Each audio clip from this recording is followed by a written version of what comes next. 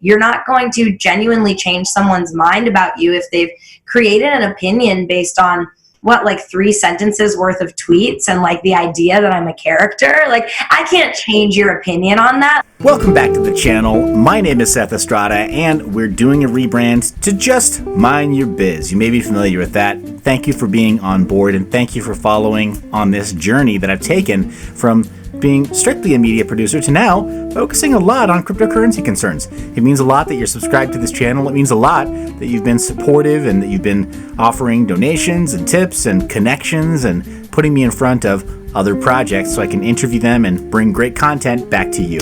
So really appreciate you. Thank you so much for helping to support me on this journey. In this episode, I interview a gal named Rachel Siegel. Siegel? Mine. At any rate, you know her as CryptoFinally on Twitter, as well as on YouTube, and now on her new joint blog and joint live stream with Girl Gone Crypto. These two are pretty amazing, but I had a chance to speak with just Rachel right now. In this episode, we talked about all kinds of considerations that crypto influencers have when attempting to build a following, and what happens when they meet with success. In CryptoFinaly's case, she was recently featured on an MTV series as their crypto expert, and crypto Twitter had a fit and it really hasn't treated her very well. I felt like that was not giving Rachel a very fair shake, and so I immediately reached out and said, hey, let's talk about that on my show. We talked about that and so much more, including privacy options, but specifically privacy from the perspective of somebody like Rachel, who isn't interested in becoming a programmer, experiencing an entire career change, or becoming someone who's building a company from scratch as a CEO according to lean startup methodology, or doing anything that is radically disruptive to her life and lifestyle. She just wants to replace most fiat in her life with crypto and see that transition take place in the industry. So we had a brilliant conversation, and I very much appreciated her feedback and perspective on maintaining best practices for personal safety, security, and privacy. Without further ado, I present to you CryptoFinally. You know what it is? It's just a shift in perception, and people are scared that as other people grow bigger, they're going to be less important, which just doesn't need to be. It doesn't need to be that way, you know? But I think that there's a lot of competitive sort of resentful spirit in the fact, you know, that there are people who have existed for a longer period of time. There's not much that I can do about that, but yes. You're making the right move, though. You're dabbing on the haters. Just keep on moving. Oh, yeah. No, absolutely. I don't find, you know, what's funny is like over time, as like the CryptoFinally Twitter handle, I guess, or whatever we would call her, I've gotten used to sort of being in positions like this in the past. I have had all of crypto Twitter like do this to me, exactly what they're doing about MTV, about several other instances. I mean, we did it about the giveaways, we did it about the bikinis, we did it about the keynotes. Like we've done this before, and I'm getting more used to it. And I've actually think that I've become a lot more graceful in my reactions to it, which is, I have now found, a learned skill, which you can see by when some of these bigger influencers who like dish it out all day get like one person hating on them, they totally lose their shit. I used to be that guy. Pretty level-headed now. I would love to hear some of your the mental prep work that you go through, and maybe some of the mantras that you use to make sure that you continue to practice that and learn that behavior, because I figure if anybody if you can learn that, then hopefully other people, you can teach that a little bit. I'd like to learn a little bit myself. So selfishly, in this interview, I'd love to get your secrets. Well, honestly, I mean, I just learned because I used to do it too. You know, I used to argue on the internet. I used to get mad. I used to comment on everything. I used to try to get people to see what I was saying.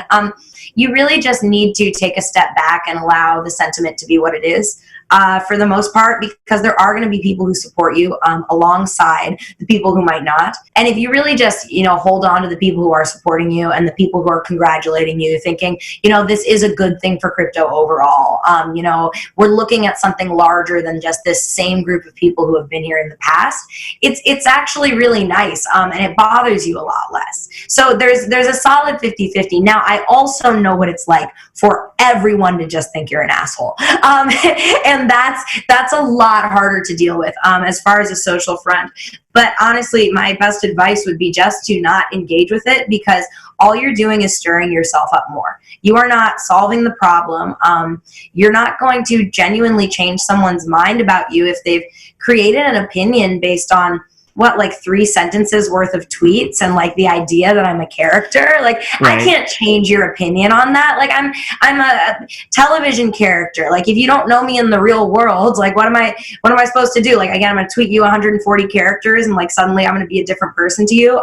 Or the alternative, right? Like, oh no, you guys were right with that tweet. I'll just give up now. Thanks. Yeah, I mean, and I think that's like a big part of it too. And what's interesting for me is now that I've stopped reacting the way that I used to react, and now that I've been, better about this sort of thing happening in social spaces, is I'm finding like happier ends on the other side, So like each time one of these things happens, at the end of it, I get people coming back and being like, you know what, you handled that really well. People will say to me, I still don't like you. I still don't think you deserve to be on MTV, but boy, are you a champ. Like, and that's kind of nice to hear sometimes too, because a lot of these people, and a lot of the trolls, like, they're just people as well. Sure. They've formed like misled opinions about things, but it doesn't mean that they're not people. So let them have it. Let them eat cake. I got 900 followers overnight yesterday. Yeah, while all this is going on. So thanks, guys. That's awesome. I mean, anytime they're blowing up your mentions, right? That makes sense. Yeah. You're gonna just get a lot increased attention. So that's awesome. And thank you for sharing that, by the way. I don't have that problem. I don't deal with that problem within mining, especially. Miners are, especially the really highly technical sides of the crypto, and it's not as technical as building, right? You run into programmers who are way more level-headed because they know that what they're doing isn't really sexy. It's like, oh, sweet, I pushed like 500 lines of code today. Nobody cares. And that. They're conditioned to just knowing. Nobody cares. They don't brag about that stuff. Miners, on the other hand, are like, you don't understand. I brought 500 new machines online. Do you know how much value I just created in the world? Or like, I set up a generator at a natural gas flare somewhere in, some part of Azerbaijan. And it's like, okay. It's true. I feel like the mining community is kind of like the Reddit, like, I feel like that community, you know how Reddit interacts, like crypto Reddit, it's like totally like insane place. But everyone's really, really smart, just really, really angry.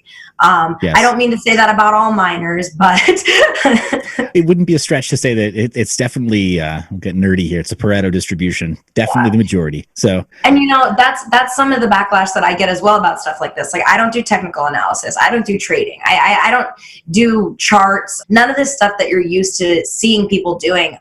But it's important to have people who do completely different things. In my opinion, I think that matters most. And so there are different kinds of intelligences, and I might not have a developer intelligence. I might not be the best friggin' TA person. I might not be able to chart. I might not be a good trader, but we need people who also have emotional and social intelligence in this group, or we're just going to continue to argue with each other over and over and over again about who's better than who, and it's ridiculous. It's absolutely insane. I looked up some of your media, one of your keynotes where you talked about representation. So, and good grief, media literacy. You're talking about different kinds of intelligence. There's some people who say like, oh, you're so soft-headed. You can't figure out what, reading Satoshis white paper. You don't know what a Poisson distribution is. And it's like, well, no, I'm not a mathematician. But what you kind of keyed into in that keynote when you were talking about media literacy and then representation of crypto in pop media, that same person that kind of like, tries to make you feel bad for not being some advanced cryptographer, mathematician, they're going to sit in front of the TV, and the first commercial that comes on, they don't even know that they're being affected, and they're going to go make purchase decisions based on like cheap ads. They have no clue what the media they're consuming is doing to their brain. And that keynote for me was like, oh my gosh, this is not enough people are talking about this. I was actually really impressed with your choice of topic and the way you delivered that. So thank you. Yeah, I appreciate that. What I do in that keynote as well, it's all completely objective. I'm taking a historical look at what has actually happened over time with the market and media. And it is a really fascinating take. And just like that is a great example. there are so many ways to look at this community, and it's not all self-contained in, you know, mining and trading and like holding the cryptocurrency. There are so many other aspects of this, and we really do need diversification of skill sets. We need people with different backgrounds, and we really just need them to be able to bring that to this space. Everyone keeps talking about global adoption, and then I talk about Bitcoin on MTV, and it's fuck me. Like, I don't get it. That doesn't sound like global adoption to me. Like, so that's just like my takeaway on it is I think that anything that can get in the media, and it's such a good example for what's happening right now with the MTV thing. Like, literally, I gave that keynote talking about how media examples matter, and how portrayal of us as a community matters to actually accessing outside communities. And then, you know, 6 months later, I'm on MTV and they're airing the keynote. Like, I don't know if you saw the episode, but they actually put a piece of that keynote on the episode, and it's the part where I'm saying that Bitcoin's getting in the media and the market's pumping because people are getting involved because they can see it, and they aired that on MTV. You know, so cool. It was so cool. And I just think that the real takeaway is, you know what, if I said it like 6 months ago at what was the first, it was the first cryptocurrency conference ever in New Orleans. It was small. It was the Cryptocurrent conference. And I stood on that stage and I gave that talk. And then MTV finds me on Twitter and deems this to be something that they would put on their network. I think there's something to be said about big media. And I think there's something to be said about where I'm coming from as far as looking in on the media from that perspective. That's brilliant. Yeah. Also, when it comes to syndicated media, syndicated news in particular, there's been this hunch or this widespread theory that syndicated news is very easily manipulated. And you can see trends over time, right? Where you'll see anchors repeat the exact same words over various different networks, even though they may not appear to be directly connected, but they'll use some of the same keywords because they know that they're doing a bit of like it's like a psyop, right? They're programming people to just listen in really fast. And so they're using words that work, but they're also using words that are sensational. And they're also using words that maybe were handed to them by some larger initiative somewhere else. I don't want to get fully into conspiracy theories there, but it's very clear that with news media, you see that these ideas propagate in a very specific way. And so, like you're saying, to be able to get the signal out about Bitcoin and about cryptocurrency in general, to get the signal out ahead of wherever the other syndicated outlets are getting their messaging from is very powerful. Because the moment you start getting every news anchor across the country saying Bitcoin bad, we're screwed. No, it's true. And like what this does actually in that effect is allows people to research it for themselves before we actually hit that plateau, you know? So it might not have been, it obviously could not have been as educational as the community would have wanted it to be. Like, I'm sorry, guys. I'm sorry that MTV could only cut like me talking a little bit about Bitcoin because they had a much larger story to tell that was not mine. You know, and that's just the case of it. There was no palatable way for MTV to have aired the footage of me talking about cold wallets, paper storage, Google Authenticator, taking your shit off Coinbase, writing your stuff down on paper, keeping your private keys. I said all of these things, but it is not palatable. And I promise you, as the editors and the producers went through that footage, they had that realization. And we would have all loved to have seen it, but that would have been for us. And this was not for us. And I think that's what's really important to remember here. This wasn't for us. So everyone who's saying, what's MTV? Who even watches that anymore? Not you. That's why this is important. Yeah. Right. So, the average Bitcoin or average crypto person is that they're a cord cutter, right? They're a cable cutter. They've been watching like pure Netflix for the last 5 years, and they were using some kind of ripped media box for 10 years before that. Like, I'm with you. We're total outliers, total nerds. And it's like, that's why it's cool and interesting, you know? It's like, that's what makes it cool and interesting, is it's this outlet that we have nothing to do with. And that's why, you know, we're talked about on like CNBC and the news and stuff like that all the time. There are Netflix references, stuff like that. But people are so taken aback by MTV because it is so far out of their frame of thoughts, like you know, it's so far out of their circle of anything that they think about on a daily basis that it becomes atrocious. But inherently, that's what makes it awesome. Yeah. On that note, though, you know which show we need to get into and which network we need to get onto Discovery Channel, and we need to get some contestant on Naked and Afraid to tattoo everything that you interviewed on MTV like onto their back, so that way it's never blurred out. Like just the whole time, be like over the shoulder camera shot, and they're like a Bitcoin. Ooh, they have the Satoshi white paper. Who's Satoshi Nakamoto? Reading the whole thing. It's a good idea. I'm just saying, one network at a time. One network at a time, Rachel. We're going to take these guys down. So I mean, and it's true. And like, just honestly, like the idea of something on the Discovery Network outside of like that being silly, but it's like the only thing that gets any play anymore, right? I mean, all the most sensational shows still get plenty of really good traction with their ads. So. And, it does play into perception as well. Something as simple as the network that it came out on is what we're talking about, So it's not even necessarily the content, it's where it is. So there is something to that, What if the History Channel came out with a special about cryptocurrency? Like, what would that mean? So I think it's interesting to really actually take like a larger scope look at it. This is not an isolated incident. This exists on a linear path of growth over time as Bitcoin starts being talked about more in the media. Yeah, it's funny. I love that you say it's a linear path of growth, but you talk to all the TA people who are like, no, we don't want to hear linear. We want to hear hyperbolic. And the miners too, right? It's like, no, that's not good enough. It looks great on a logarithmic chart as well. So, so that's awesome. Thank you for going over all that. And again, thank you for being willing to take a lot of the heat, right? So you're taking a lot of arrows right now as a pioneer, and hopefully you survive all of this nonsense and you get to actually become a settler at some point in the near future. But yeah, we're on our way. I don't know how long they can deny it. Cool. Let me, if I may, I'm going to kind of change gears here. I want to talk to you a little bit about some personal profile stuff, some opinion stuff regarding privacy and cryptocurrency. That for me it's a fascination recently, because I should ask, have you read Satoshi's white paper from like top to bottom, every word, and like completely like taking the time out to understand the entire thing? No, and not a lot of people really have. I'm going to be honest with you. I've looked at it. I understand it. I get what Bitcoin is. I get how Bitcoin works. But it's just true that people aren't always going to have the brain to understand something that dense, and a lot of people are going to watch this right now and be like, that's not dense. She's stupid. And it's like, sorry, I guess most of the world's stupid. We're not going to, so that's my take on that. Let me interject this.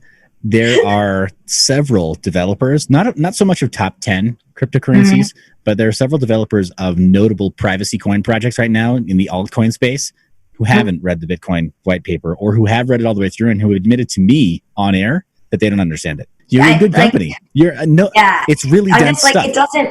It doesn't, but that it's so funny. It's because that's really the point of view that a lot of the angry people come from, is like, this is obviously what this is about. Like, let's get into this technical text. And like, it's like, no guys, like the technical text is what it was. And now we're here today. It's 2020. We're all on friggin' YouTube talking about Bitcoin, hoping to get some mainstream attention, So I'm just saying I feel like the times when you had to read and understand the white paper are slowly coming behind us now. Yeah, totally agreed. There are a couple of Satoshi quote bots on Twitter that I think do a really good job of distilling a lot of the core principles from the white paper into just little tweets where it's like bite-sized pieces. You can be like, oh, okay, cool, that part makes sense. It's like all several dozen pages of it, including the mathematical proofs. The mathematical proofs are really confusing because you'll get, and this is not even including projects like Zcash, where they're using mathematical cryptography to then provide privacy, where you take some of the base layer of the math in Bitcoin, and then you make that several orders of magnitude more difficult by having to create new notations just so you can understand the next bit of mathematical notation they're about to present to you. And it's like, holy crap, man, I don't have enough breath left in my lifetime to get through this. But but there are a lot of these developers also who see this stuff and say, okay, well, I'm going to go out on a little bit of faith here and just believe that Satoshi got that part right. And now I'm going to talk to this cryptographer because they're the expert. And if they get their stuff right, I understand a little about making wallets or maybe designing websites, which allows me to design wallets. And to your point, there's room for everybody. But these quote bots, I think, really help distill it into the better stuff. Yeah. Well, do you know any of the handles off the top of your head? There's one. There's a new one that just popped up called Satoshi Said. Okay. And there's another one that's been around for a couple of years, and I think that one's called Satoshi Quotes. Okay. And or Bitcoin Quotes, I forget, but Satoshi Said is funny. That it has photos too, but which is kind of nice. It's silly. I'm like, okay, it's got a cool picture. That's gonna make me read the text now. But, anyway, so there's several quotes like that, quote bots and things on in addition to the troll bots and stuff in the crypto Twitter space. For a little while, I made the mistake of replying to somebody that said something kind of inflammatory on one of my tweets. Yeah. And it kept on, I say it now because I realized it was a bot, kept on answering instantaneously. And then the responses started to get a little more frenzied and kind of nonsensical. I was like, oh, this is not human. Like this thing is not human. I'm arguing with a piece of code somewhere. I mean, some people, I've thought that as well. Like I've had that thought as well, but I've had some instances where there's just some sort of language barrier, or like not even necessarily that they don't speak English, but like like the way their mind works is different than the way your mind works. Like these people, we don't know what they're like in the real world. We have no idea what this human being is like in the real world. And my only instance that I would say that I know that sometimes these people are real is that I've had people DM me and like comment on everything in the exact same way that you're talking about, like super frenzied. It makes very little sense. A lot's going on. And then they'll like send me $500 in Bitcoin. And that's not a bot. That's a person. But I've experienced stuff like that. So I think that some of these people are real people. And a lot of people say that a lot of the people who comment are bots, but I think that there's just totally different states of mind out there. Sure. Miners are skinflints though. Seriously, I wish somebody would send me an apology $500 Bitcoin transfer. Dang. It hasn't happened yet. Yeah. So that's stuff like that's happened a couple times, not very often, but it's just like usually, and I'm assuming that these are like, one time it was like, it was someone, I didn't even realize it was like someone who owned an exchange. And I didn't put it together. Like I didn't think it just looked like an Anon account. Right. And they're just like send like, it was Digibyte. Actually that time it was Digibyte. Time I'm talking about, which is actually what enabled me to do all my Digibyte giveaways. I didn't keep any of it. I got sent $700 in Digibyte via DM by someone who was just excited about me existing, and I gave all of it away, and then Twitter got mad at me about it. But that is an instance in when that happened. So that's happened a few times. I wish it happened more often. If anyone would like to make my day, right? Yeah, you'd be running around like causing Twitter fights. Be like, okay, there's gonna be makeup Twitter crypto transfers somewhere. This is how we make up in crypto Twitter. So that's cool. Well, I think it's funny about this industry too, because we're inherently working in this like weird transferable finance sector that's brand new, but like in no other industry would it like make sense. There's obviously like people who get paid on Patreon, stuff like that, super chat tips and things like that, that everyday people would use. But it's very uncommon to be like, hey, I'm just going to like wire you a bunch of money into your bank account. Like people don't do stuff like that. It really is inherent to this space. Yeah. It's not, you mentioned it too. I mean, I guess it's gotta be ease of use, right? I mean, with that use case of crypto, almost every single cryptocurrency, every single blockchain, right? That ease of use of just saying like, hey, it's as easy as putting in another zero and I don't get any pushback from a bank or no awkwardness of having it on a ledger or a statement somewhere. Yeah. Absolutely true. Like, cause I don't know their lives. I don't know if they're supposed to be sending me $500 on the internet. Like, so right. I guess like very well could be a horrible move on their part.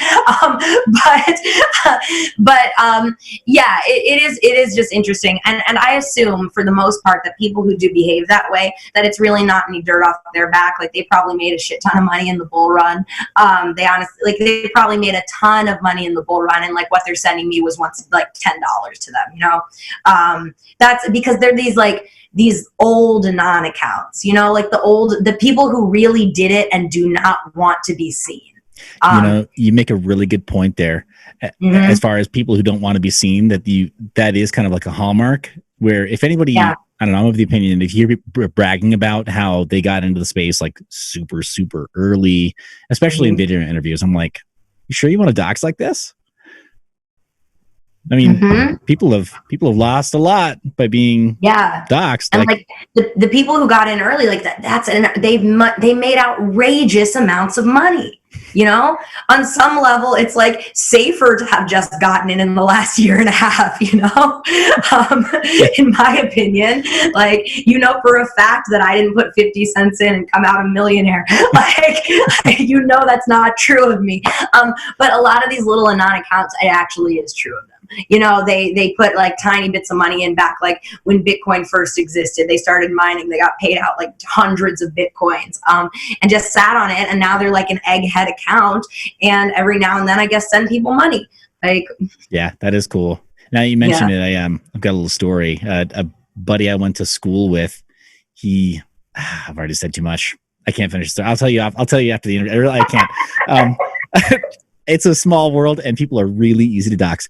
So I'll just say, like, you talk about people who get into crypto and maybe you don't expect it. And, you know, here's one that I can tell because people won't be able to reverse engineer it for whatever reason. People who I went to school with, more than one has been in crypto for a while and got a hold of one guy who was GPU mining clear back when you could GPU mine Bitcoin.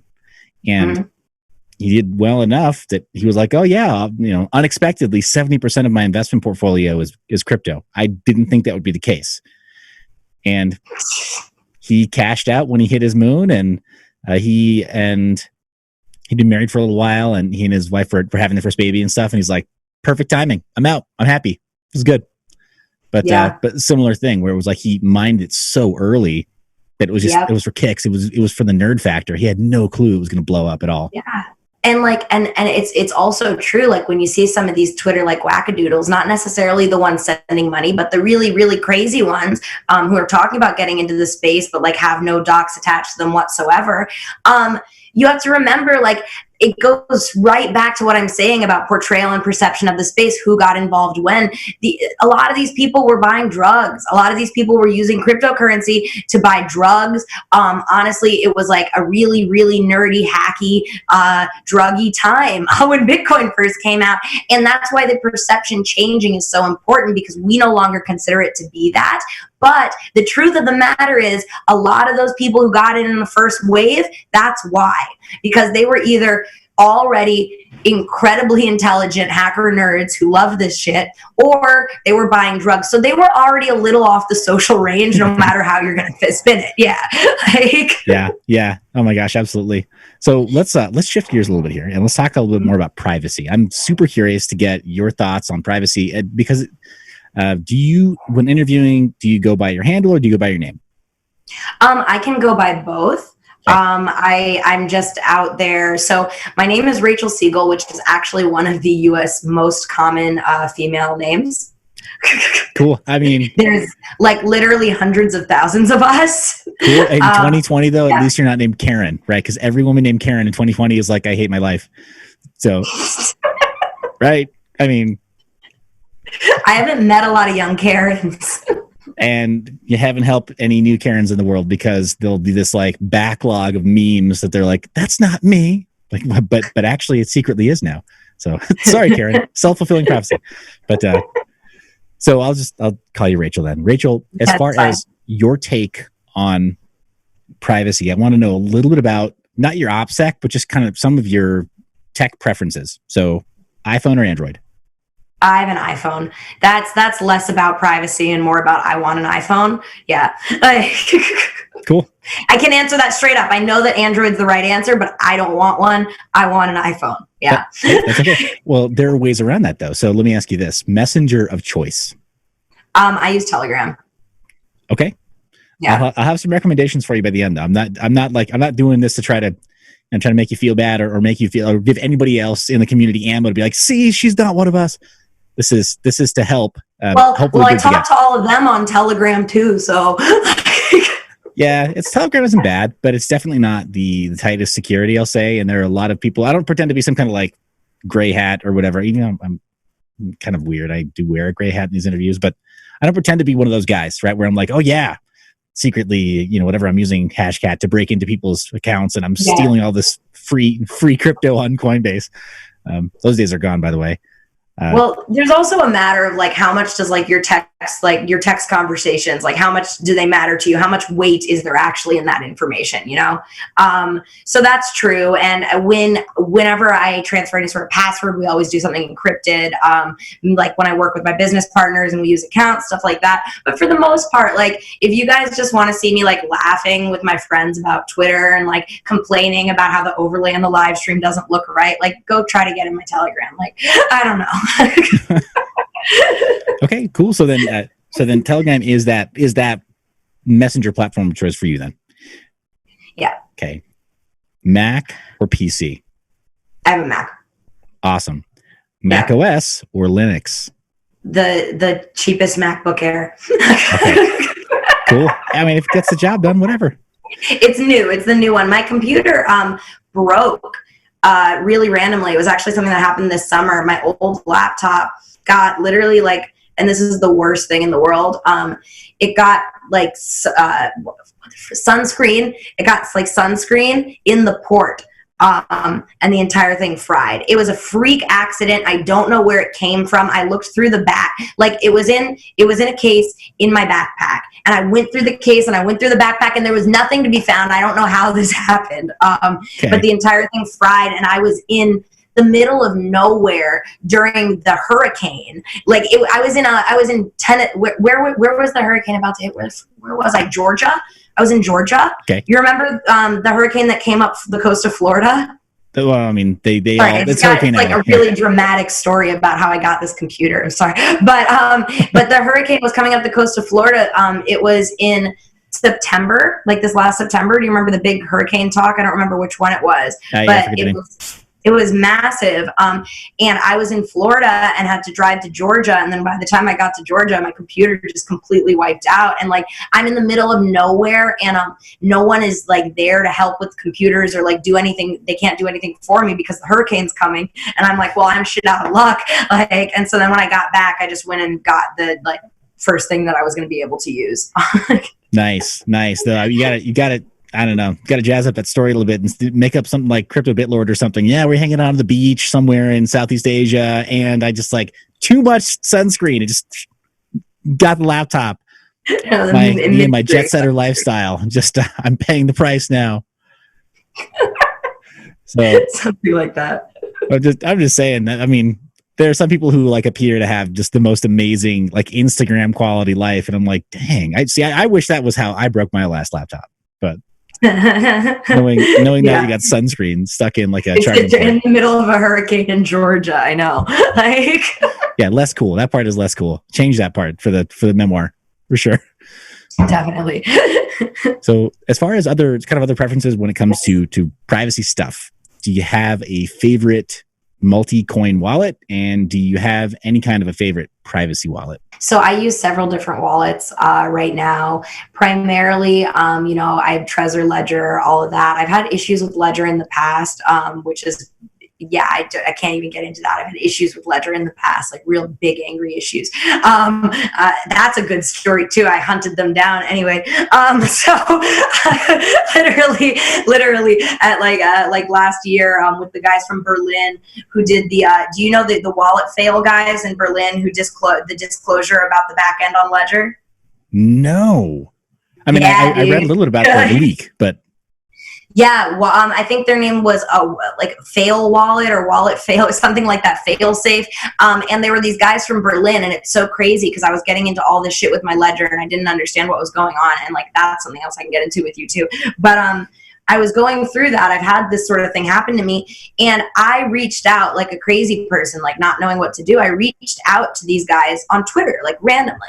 I'm like, hey, like bros, like Ledger, like what? Like tell me about your research, man. Like I gotta know.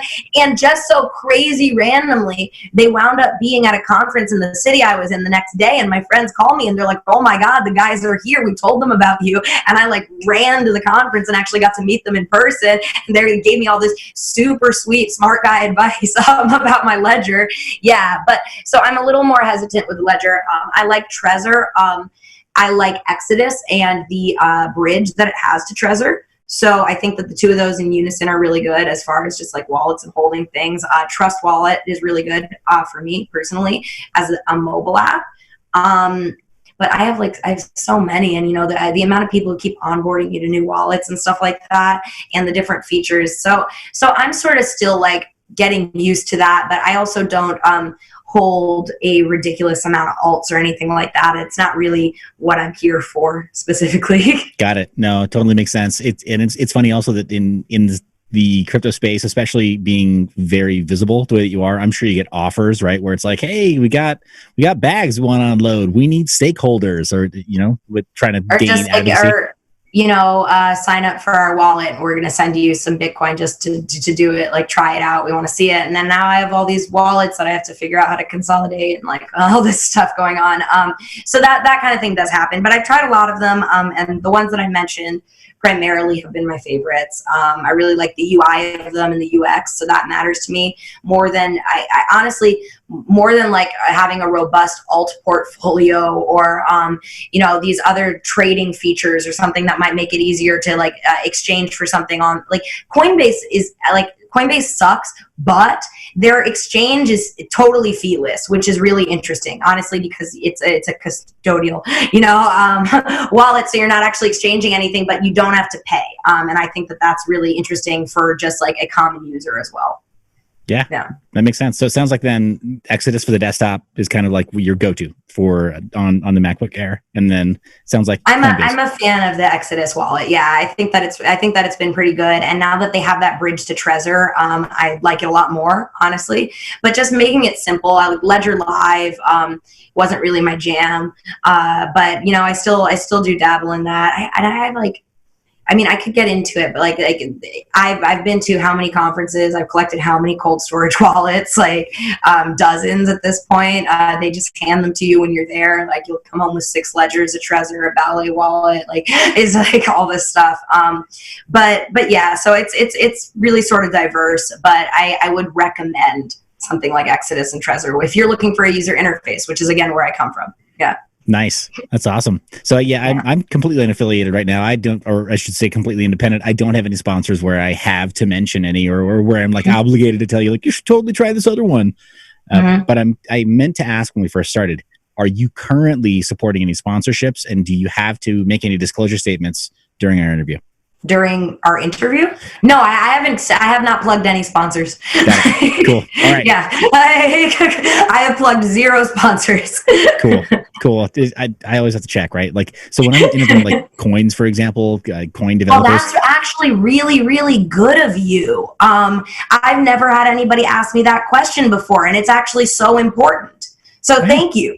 Yeah, thank you. Because the amount of people who will start pushing coins or products and stuff like that, and they just have a stake in it, they don't actually want to use it or like it. That's pretty lame. Yeah. To come on your show and do it is lame. Like, do it on your own show, do it on your own channel, but to like pretend that you're being interviewed and giving like life suggestions, but really be plugging sponsors seems a little shady to me. So good on you for calling people out on that. Thank you. So the majority of what I do is coin dev interviews. And so I wind up talking to a lot of builders, and it's pretty obvious that they've got a stake in what they're talking about, even though they're describing a lot of the low level, like, hey, well, not like low level. They're not talking about like actual code implementation, but they're talking about features and stuff and roadmap. So they're making future looking statements that if we were anywhere in the traditional investing or anywhere in the traditional startup space, it'd be pretty dicey, right? To have them be like, hey, this is a forward looking statement, and I can't wait until the value of our stock pumps, right? Like, you get roasted for that. You get destroyed by the SEC. And then you become liable as well, don't you? Yes. Yeah. Wow. Yeah. So we should talk more about that. Honestly, because the amount of people who do have podcasts and YouTube channels and bring people on who do genuinely shill things that they're invested in, it's a dangerous game, and you don't think about the fact that you're not doing it yourself, but you still are liable for what's happening there. Oh yeah. Yeah, I don't ever want to get that phone call from the SEC. I just don't. No, I don't have Mayweather money. I'm going to jail. Like, I love that's a target there too. It's like, no, because what would be other perfect examples? Wesley Snipes money doesn't cut it. You'll go to jail with Snipes money. I'm just gonna go straight to prison. and that's not what I want. So I also, I haven't taken any sponsorships from any tokens at any point in time. So I'm also very careful about stuff like that. Like, guys, you really can't shill securities. Like, it's not cool, and you can't not disclose that you're shilling securities. It's a big deal. It's not just like I'm an influencer. So I actually have not taken any sponsorships from any tokens or ICOs in the entire time that I've been operating under CryptoFinally. That's awesome. I mean, I know Richard Hart, he was making the rounds on a couple of, I think we might be on the same Telegram group with, it's Crypto Crows Telegram group. I'm not sure. I don't think so. Oh, it's a bummer. You should get. There's a lot of fake me's. There's a lot of make-believe Telegram accounts pretending to be me, as well as like all accounts across social platforms. I actually have a Instagram that's dedicated just to doxing fake accounts, so that if people ask me, I can just direct them to there. It's called CryptoFinally Scam Accounts, and it's just screenshots of all these people. Someone actually made a fake passport of me. What? A passport. Yeah, they were doing this huge OTC buy. They were stealing somebody's Bitcoin, right? And they were pretending to be me, and the guy was questioning if it was really me, and they sent him a doctored like Turkish passport with my name and face on it. And so the more often than, I don't know if it's more often than not, because in cases like where I don't find out about it, like maybe they never found out it wasn't me. So that might exist. But more often than not, people tend to find me and reach out to me on DM and ask like, hey, is this you? And I tell them I'm never, ever, ever going to try and like buy Bitcoin off of you on a chat app. I'm not going to ever do that. Like, right. I'm never going to hit you up with some sick deal so you can like make a whole bunch of interest and extra. Like, I'm not going to do things like that. But your passport is Turkish, just to set the record straight. Okay. Apparently. I posted a picture of the passport on that Instagram account as well. But yeah, I mean, that kind of thing has been crazy. So there might be a fake me in your Telegram group. There were a couple fake me's in like a Binance Telegram group a while back, and I got a lot of contacts about that. Yeah, so but they're out there stealing money. They really are. The fake me's are stealing money. Like, and they're successful at it, it seems. Got it. Yeah, so this group, the group I'm mentioning, it's run by Jason Appleton, Crypto Crow. Mm-hmm. So, and he's pretty good at vetting anybody that is in the group. But there was a time when Richard Hart was just like hitting everybody up. It's a fairly closed group. There are fewer than a couple hundred people there, because everybody is a media producer. They're in the space, like very visible, talking about different projects, and in some cases promoting. And for a little while, he was just full court press, like, hey, who wants to show Hex? Everyone's like, nobody. Can somebody finally ban this guy? So he got banned. But it seems right. Is it just called that? I'm in a crypto influencers Telegram chat. Are you in that one? Yes, but that one, I want to say that one, the sponsorship lapsed, right? I think that there was Adam. That was Boosto. Yeah. And Adam. Yep. Adam Charles at Boosto. And he was doing those crypto influence awards and stuff like that. Yeah. And then so it just turned into a group of like a bunch of content creators, but that is what it originally was. Yes. Yeah. I'm in that one. And I think I did an intro for somebody within the proof of work or the mining content space when they were doing it. Like, hey, so, mining content creator. And first off, I was shocked that it wasn't Drew Vosk. I'm like, dude, this kid's been putting in so much work for the last couple of years. Or like Michael Carter from Bits Be Trippin', because he's been consistently creating content for mining since 2013. It was just like somebody else entirely. I forget who, but so I recorded a little intro for them for their award. And then, Adam was like, "Oop, gotta bounce. Don't have a job." Kind of a bummer.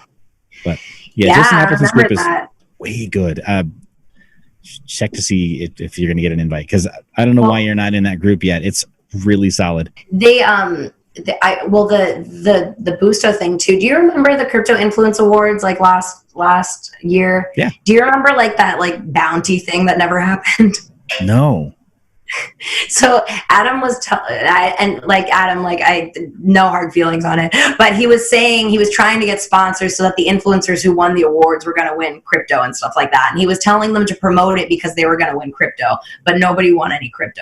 Ouch. Yeah, and it's like, I'm sorry that it went down that way, because I know there were good intentions behind it, but like that was one of what I noticed to be like the last things that occurred before like that whole concept went out. Yeah. What else was I going to say? So I won a bunch of those crypto. It was so funny.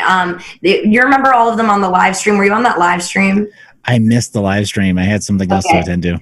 So I won like literally like 4 or 6 of those awards that were based on algorithm and stuff like that. Like just like straight numbers, like not people voting for me. Like when they came back, I had the highest engagement. Like I literally was the highest engaged crypto YouTuber for my views. And that has to do with your views versus your following, right?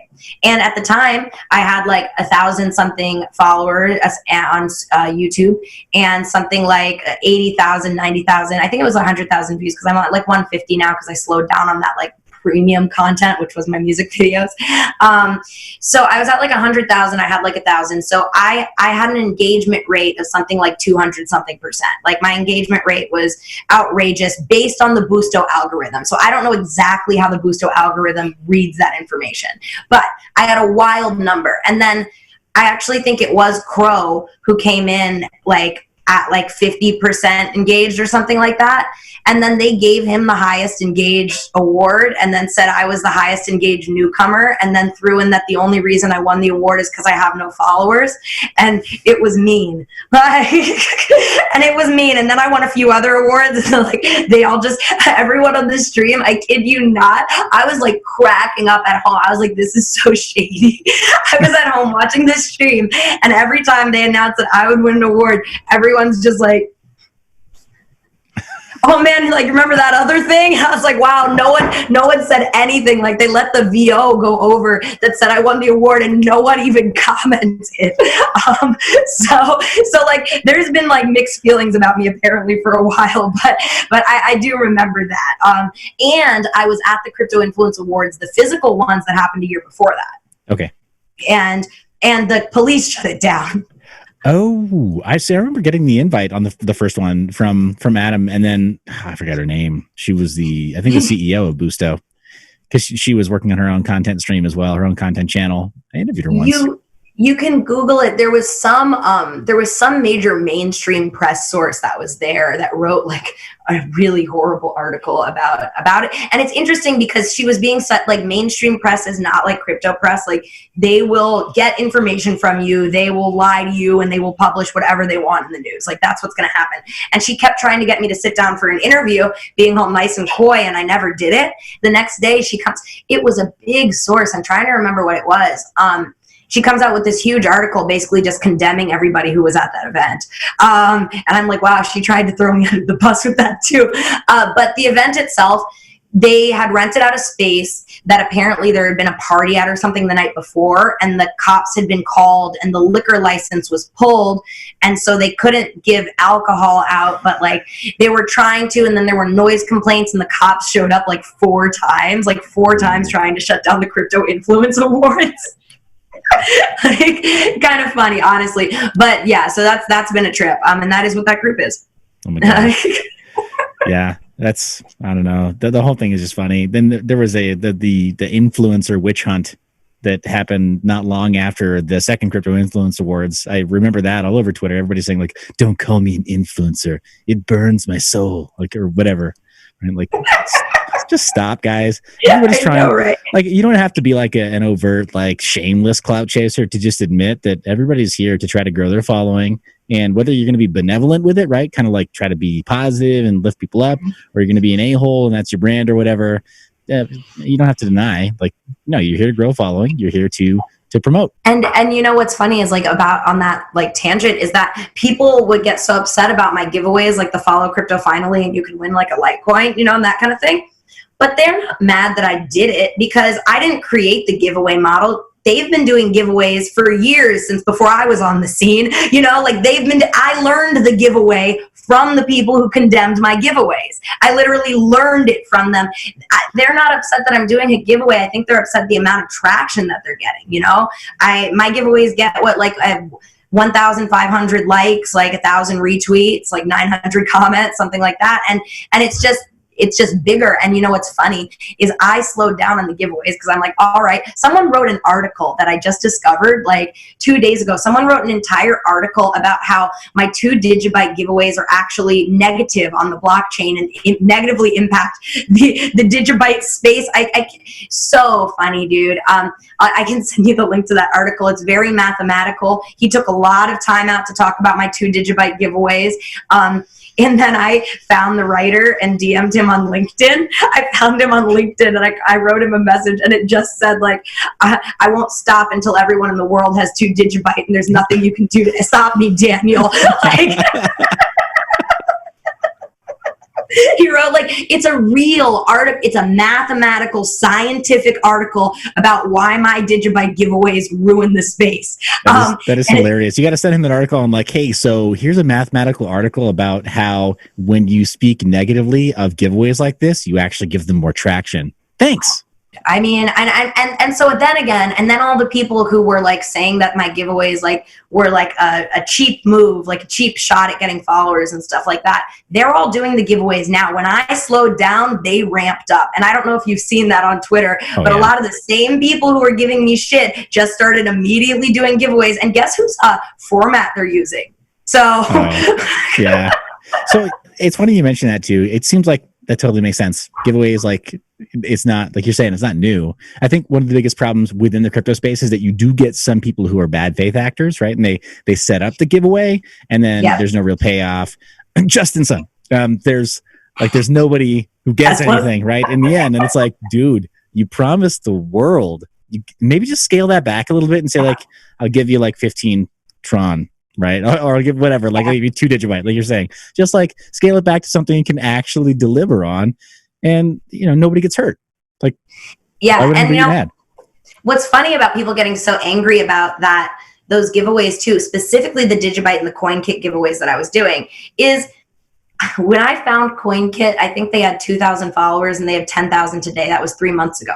So CoinKit is a very cool product. It actually creates your own wallet in your DMs. It sends you the money. You can withdraw it. I've withdrawn digibyte off CoinKit. It is real. And it makes it super easy to monetize stuff like that. So what I was also doing, and they didn't sponsor it at all, I literally reached out to them and said, your thing is really, really cool. I think that there's something here. I DM'd CoinKit and said that before the masses were using it. And they were like, you know what? Like, I think that's sounds awesome. Like, let's try this out. And they gave me the first $20 in digibyte to give away. They were like, here, shoot it over and just do it. Like, let's see how it goes. And it just went buck wild. And CoinKit got a lot of really good attention. And it is a way to monetize tweets on a centralized application that you couldn't otherwise do that. And I think that inherently it's super cool and that technology is awesome. And just saying like, the giveaway was bad because I had you follow me and not understand that like now we have this really cool tipping bot that a lot of people are using is something totally else. And you know, I understand how the tipping bots can get spammy if you monetize a tweet just to retweet it, that kind of thing. But it's also just a completely new technology and totally in line with what we want and what we're doing.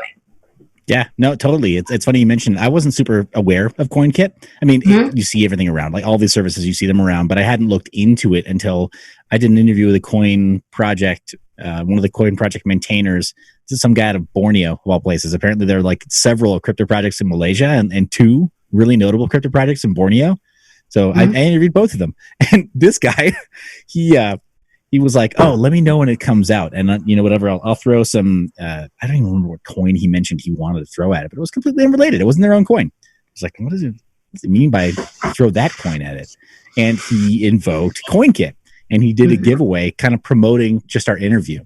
I was like, that is cool. Cause now like I'm prohibited from actually winning something. Like as long as people can see publicly that I'm not retweeting that message and I'm not trying to get myself into the running for receiving some giveaway, then when I offer my disclosure statement that they didn't pay me for the interview, then you can see there were other winners and they can all validate that CoinKit successfully gave them the crypto.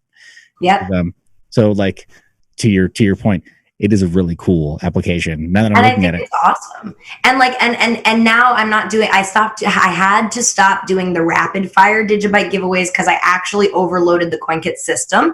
And it would stop monetizing my tweets. So people were so freaking excited that I'd put out a tweet and it would get like 100 retweets in 1 minute. And CoinKit it couldn't process that many in-out Digibyte transactions all happening in 1 minute. It's outrageous. So it would get overloaded and it would break down. And so I didn't stop doing those because people asked me to stop. I stopped doing them because it couldn't handle how awesome everyone was with the engagement. Like the engagement was just too out of control for CoinKit to work for me anymore. But what I do now is I will give the prize as a tip with CoinKit. So I'll comment in on the thread and I'll be like, hey, you just won 500 Digibyte, and comment it in right there and it will process the same way. Oh, that's super cool. Yeah. Let's talk a little bit about. I'm gonna ask you a few more kind of like directed questions. And I want to be respectful of your time. What is your time like right now? I can probably do like 10 more minutes. I have to do a live stream with a Girl Gone Crypto. Oh, cool. That's awesome. Yeah. Why can I not think of her name? I'm like super drawing. Corsegate. But I'm going to be chatting with her in March. But, she's fantastic. So me and her have a new live stream on 3Speak on Steam. Yeah. Nice. Yeah. I thought I saw that on Steam. Yeah. And I think, gosh, was it one of her threads or one of your threads that I think I recommended maybe looking into BitTube as a microblogging platform potentially? Don't know. I think I saw that. So yeah, I am on BitTube as well. Okay. And I do have to make the disclosure statement that I am a bag holder, and it comes from getting a lot of like on platform rewards, right? Tips and a lot of the airplay stuff. So I've done better there than I think I could have done on Steam and DTube, man. I had to abandon ship when I first tried 2 years ago. That was my first publication date, and had a couple of videos do really well. And for the life of me, I just couldn't get anything else to do as well or be as easy to use. So I had that experience with Steam as well. I was on there about 2 years ago and I just couldn't hack it. Like I just could not figure it out. I couldn't get into the community. And when you're not involved in the community, it's a dull place. But as my Twitter reach actually grew, I was able to access more of the Steam community through that platform, which allowed me to meet more of them on Steam. So now I'm getting a lot of traction on my Steemit posts. I'm interacting with people on there. I've made friends with them. But it was really activating the Steam community that exists on Twitter and saying like, hey, I am here. So there is something to be said about that cross-platform. Yeah. Okay. Cool. What's your take on like platforms like this? Because we've got Brave now, right? And Basic Attention Token. We've got Steam, and then the Steemit platform, and then DTube that was using Steam as the token. They've moved since then. DLive, right? That was on their own blockchain, and now apparently Tron is buying them up, as well as some other platforms. Just there's all these different team like jersey swaps as far as like which blockchain they feel like promoting, but these platforms that try to monetize attention by giving you a percentage of the block reward based on, time spent on the platform or the number of words that people read or stuff like that. I mean, do you really think that these are going to scale past the initial adopters? I mean, that's a difficult question, I'd assume that it's an uphill battle. I don't personally I don't utilize stuff like that. I don't collect Basic Attention Token just because there's because we're so new, there's so much new stuff that I keep trying all these different things. But I think the question of scaling exists for a lot of these platforms that we're on right now, especially with this monetization angle and the fact that, there's always, going to be this set amount and what's going on in there. So, yeah. Okay, cool. That's a very diplomatic way of responding. So, right, like, we'll have Twitch is going to reach out to you tomorrow and be like, okay, we need to buy your participation. Here's some BSV. Twitch is so funny. So, like, I've heard a lot of good things about the app itself, right? Like, people really like the app, but I'm personally put off by it by the influencers that they work with because they like pick people who are really mean to me. Like, and it doesn't make me want to use your product. Like, it just doesn't make me want to use your product when the people, like that you're instilling to promote it that have Twitch app in their video descriptions are like tweeting nasty stuff at me. Like, and then Twitch is in my DMs trying to get me to use it.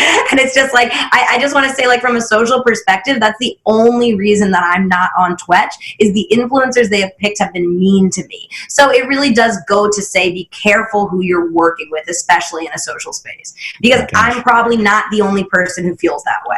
Yeah. Well, and also Twitch as a platform, that's kind of a bad combination of influences there. Like you're saying, you get people who are kind of toxic and just mean, kind of trying to be bullies. Mm-hmm. And then you have a platform like Twitch where their whole selling point is that you're going to put all of their content onto an immutable platform where it lives forever.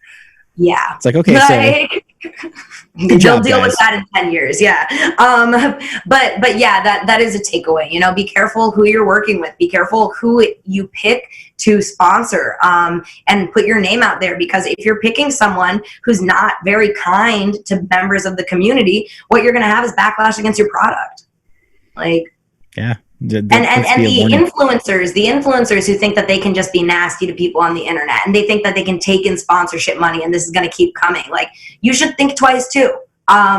I really, really sincerely suggest that everyone thinks twice about the way that they're acting if they're going to be taking money from companies and representing them, because Twitch is a great example of that going very wrong. Like, you know, and there's a lot of buzz about Twitch, and I wouldn't be surprised if the basis of that is because of the people who promoted it. Okay, this is really good stuff.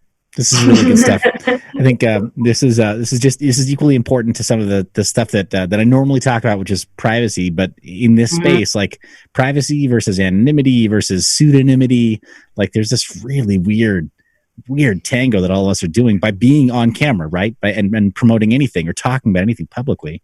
Like, you can only be so private, only be so anonymous. Yeah. No, absolutely. And like, people should just be careful of their behavior, because we're just growing as a space. We're very, very small right now. And you know what? People are upset that I came out of the blue and got a bunch of followers and went on MTV, but I will not be the last person to do that. I am not the last person to get involved, get followers, and be put on a mainstream media network. There will be more people than us. There will be people who are more efficient at this than us, that are better than this at us, and they will be nicer than we have been. So watch your attitude. Yeah, those are words of wisdom. Dropping wisdom bombs here, Rachel. Let me ask a couple questions about privacy, and then I know I've got to let you go so you can do this live stream. But as far as privacy, just in general, you mentioned before that it sounds like, based on what you've been saying, that the biggest consideration for privacy that you have is operational security, that you just take measures to just be, you know, not a dummy about like where you put your info, what you say, and who you share things with. Yeah. Is there any kind of technology that you use on a day-to-day basis or on a regular basis that you think more people should be aware of that helps you to stay safe and be private? I just always suggest using a VPN generally. Just first off, like, you know, your IP literally will show someone where you're at if they know how to access that information. It's true. And on top of that, just like, don't be dumb on the internet. You know, there are things that like posting about how much cryptocurrency you have, like outside of applications that might help, like just human error, you know, don't go and say like, I have 50 Bitcoins, like, fuck you, I have the most crypto in the world and you have none. Like that's setting yourself up to be a target for something. Absolutely. As well as, you know, and it goes back to the giveaway conversation. People would always say, why don't you just post the transactions? Like, why don't you just post it so we can all go look it up? It's like, because I don't want 27,000 of you riddling through my transactions. Like, what's wrong with you? Why would I do that? Yeah. Well, chain analysis, we know we live in a world today in 2020 where chain analytics are done with really good efficiency. So yeah, figuring out how much you really have, not hard. No, and it's like just like little dumb things like that, you know, like don't be like, well, you're an influencer and you owe us a transaction. And some of these people will actually post the transactions, and it's like, I get it, and I get that you're proving it, but also like, what matters more to you, proving something to some anonymous person on the internet or actually keeping yourself safe? And that's sort of my point of view on stuff like that. Got it. Okay, so this makes perfect sense then. So trying to stay pseudonymous on the blockchain then, or at least like not talk openly about pointing people to where they have transaction IDs and pointing people to Block Explorer events. And then as far as saying safe, you're mentioning a VPN. Is there anything else that you are a fan of in the crypto space, whether it is like tumblers or mixers or privacy coins, alts? Like, I'm trying not to force a card. Obviously, I'm wearing merch of a privacy project. But do you have anything that you favor or that you've tried that you think is convenient or that maybe you're inclined to use that keeps you private? I honestly just don't dabble so much in stuff like that. I'm pretty straightforward, as is like sort of like what I say to everyone about it being easy and accessible. I approach crypto from an easy and accessible place. I dollar cost average in, I keep it in a wallet, and that's where it is. You know, and I'll move it from place to place, but for the most part, no, I'm not really doing above and beyond work to hide the transactions, more than just not putting them out there for people to access. And even my giveaways now, like, so when I stopped sending the Bitcoin from my own wallets. The companies used to send me the Bitcoin and the Litecoin, and I would send it to the winners. Now the companies send it. I just don't even have anything to do with it. So I've completely removed whatever the social persona is from what actually exists on the blockchain and stuff like that. So that would be more or less my measure. I'm not out here trying to mix everything and hide things. I don't have that much crypto. You know, like I'm not out here big balling. Again, I got in the last 2 years. So, you know, if I was out here big balling, I'd probably need more of those suggestions. Got it. Well, I mean, now that you mentioned, like, it's not, you're not like some heavy bag holder. If you, at your next, whether it was job or gigs that you work, and we didn't really get into that, but there's not time now, would you accept 100% payment in crypto moving forward? I only get paid in crypto now. Yeah. I only accept payment in crypto at this point in time. If like a company really wants to do something different, I'll have them PayPal me, but I've completely left the traditional banking system as far as getting paid at this point. Nice. Yeah. That's Bitcoin, Litecoin. I've been paid in Tron before, but I typically try to keep it to like very strictly easy for me to deal with. Why can't you guys just turn it into Bitcoin type thing? That is a decent question for any new altcoin projects, right? Like, if you don't have liquidity, then why would I even mess with you? Yeah, absolutely. Awesome. Well, let me ask you just a couple more questions, and then I know you got to go. So the only closed-ended question that I'll ask, I think I know the answer on some level, but do you think that privacy matters? Yeah. Cool. Let's characterize what a total lack of privacy would look like in the world. If we completely fail as humanity to get it right, what would a lack of privacy look like? I mean, I think we're like hinging on it. I think we're absolutely hinging on it. That is a really open question. You know, like we have cameras that can pick up information when they're not on. We have speakers that can listen to us. I have a smart TV right in front of me that's probably recording everything that we're saying right now. It's stuff as basic as like household technologies. Like even leave like the crypto world. Like, yeah, people are tracing our transactions. We need to find a way like to make the money more private, but there's very little privacy to this day. And I think that we're just getting closer and closer to it being normalized for us. Just like data breaches, the way the data is collected on us, you know, anything. Like there are few and far between people at this point who use the internet or access this kind of technology that you couldn't get this kind of information on. You know, it exists now. Okay, so you're saying as far as the total lack of privacy, like we're almost there. I think we're almost there, and I think that like whatever measures that we can take to help are definitely a part of it. But I think that we're normalizing having a more open culture in that respect.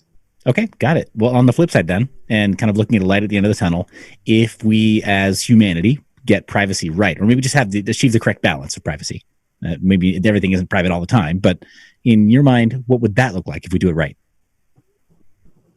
I think things would probably just be a lot safer, and we'd probably be a lot less angry. Like, I think that threats would be taken less seriously and thus would be less scary, you know, stuff like that. Right now you have people, they can say something and you don't know if they have access to that information. If we knew for a fact that people weren't able to access our information and our data, I think the world would just be a less scary place overall. You're like, yeah, bro, like say whatever you want, like you can't get it. But that's not the world we live in. Sure. Well, I mean, certainly within crypto also, like you're saying, weirdos that are like, I've doxed all your data. I know what your wallet addresses are. It sounds like you've maybe heard that one. Cool. Well, but yeah, it's so just making it harder to access, removing yourself from that sort of information to the best of your ability. Cool. Well, I appreciate you playing that game. It's something that I've been talking to a lot of folks about. It's, for me right now, an absolute obsession, is talking about privacy and maybe the right ways to implement it within the cryptocurrency and blockchain space. And to my credit, I'm really happy about this. The library team, Jeremy Kaufman, interviewed him, and recently on Twitter, he polled the community and said, hey, how can we improve our privacy on library?